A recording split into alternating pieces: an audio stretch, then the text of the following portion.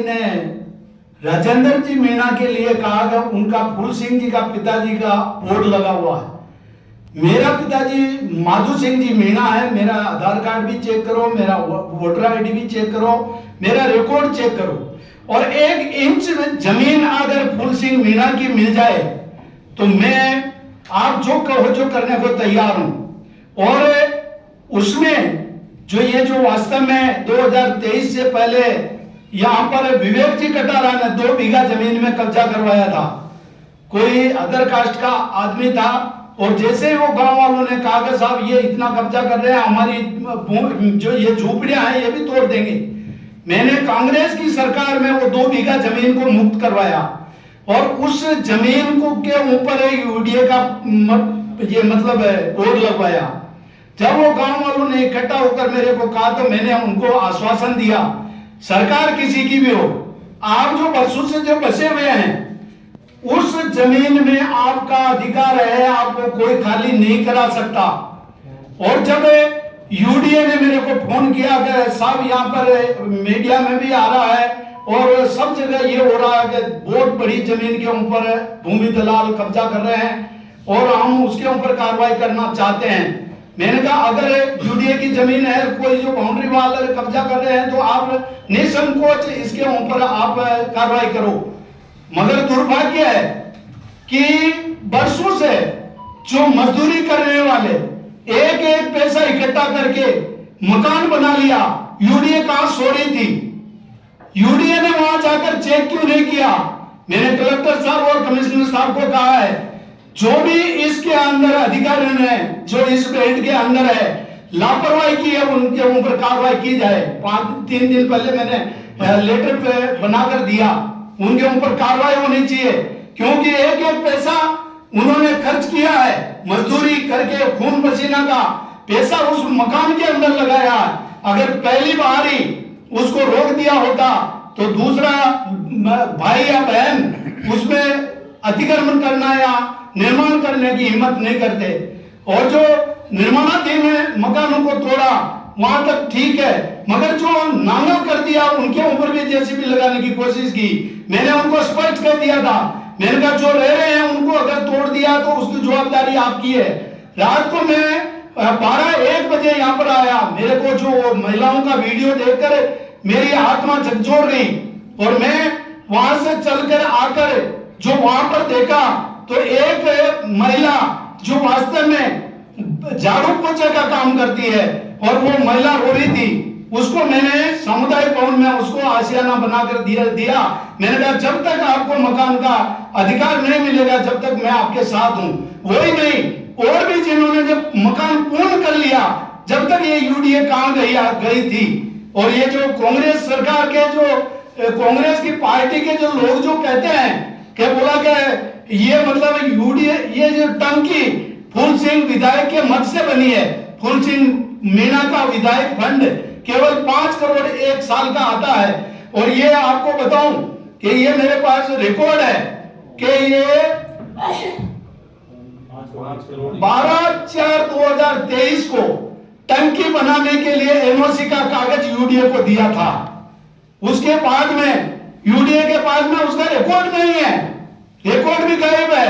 टंकी बन गई, 5 करोड़ 61 लाख से ऊपर की ये टंकी बनी है, और वो भी कांग्रेस के सरकार में वहां से ये बनी है। और उसके बावजूद भी ये मेरे पास में रिकॉर्ड है, ये 5 करोड़ 61 लाख 53 लाख रुपए का जल जीवन मिशन से टंकी बनी है। कांग्रेस के जिला अध्यक्ष को कहना चाहता हूं, और एक पत्रकार महोदय भी कह रहे थे फूल सिंह के मत से ये टंकी बनी है, और उन्होंने ये किया है। ये टंकी 2023 के 23 मई 2005 का ये जो मतलब टेंडर हुआ है, वर्क ऑर्डर है, और टंकी उस टाइम पे बनी है।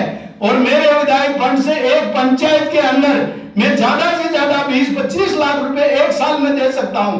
5 करोड़ 61 लाख 53 हजार रुपए में कैसे दे सकता हूं? उनको पहले तथ्य तक जाना चाहिए, और ये मतलब ओछी राजनीति नहीं करनी चाहिए। और वो कह रहे थे कि बोला कि मतलब इनकी जमीनें हैं तो बताना चाहिए। और ये जो प्रकाश सिंह जी के लिए कह रहे हैं कि उन्होंने जमीनें बेची, एक भी एग्रीमेंट उनका बता दे। उन्होंने खरीदी है वो अलग बात है, हमारा मंडल अध्यक्ष है, उन्होंने भी खरीदी है। और जो आदिवासी बेचारा बरसों से कब्जा करके बैठा था और उसकी जमीन का अवक्त हुई थी, जब हमारा ये हमारा ट्रांसफर नगर के अंदर वो बिल्कुल सटी हुई जमीन थी, उस टाइम पर उसका अवक्त क्यों नहीं किया गया? क्योंकि वो गरीब आदमी था, उसका कब्जा था, इसलिए उसको छोड़ दिया कि भाई इसको ये कर दे। वो भी गरीब था, इसलिए उसने अलॉटमेंट नहीं करवाई और उसको पट्टा नहीं मिला। और वो जमीन किसी पैसे वाले की होती तो वो बेचारा आज वो भी उसके अंदर मकान बनाता है या प्लॉट बेचता, कुछ भी करता। मगर आदिवासी के ऊपर मतलब ऐसी नियत रखने वाले, मैं तो कह रहा हूं ये जो वास्तव में इस जमीन के अंदर आदिवासी नहीं है, सर्व समाज ने सस्ता प्लॉट दिया और किसी ने खरीद लिया तो कौन सा गुनाह है? और मेरे को यूडी वालों ने पूछा कि बोला कि वास्तव में हम वहां पे कर रहे हैं, तो उन्होंने निर्माण धीम का नहीं, मेरे को बाउंड्री वाल और वहां पर छोटा मोटा इसकी बाउंड्री को तोड़ने के लिए कहा था। और जब वीडियो आया तो मैं ऑडियो और ये जो वहां की जो रिपोर्ट आए तो मैं जयपुर से यहाँ पे आया।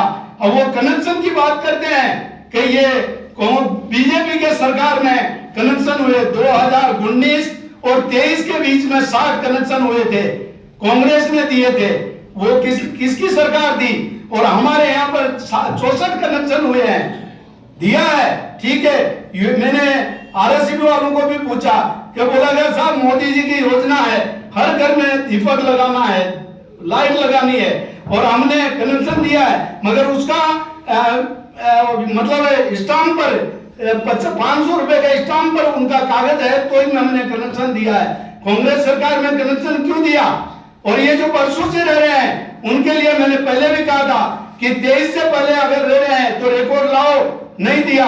फिर भी मैं जिनका मकान टूटा है उनके साथ में खड़ा हूं और उनको न्याय दिलाने के लिए मैं हमेशा तैयार रहूंगा।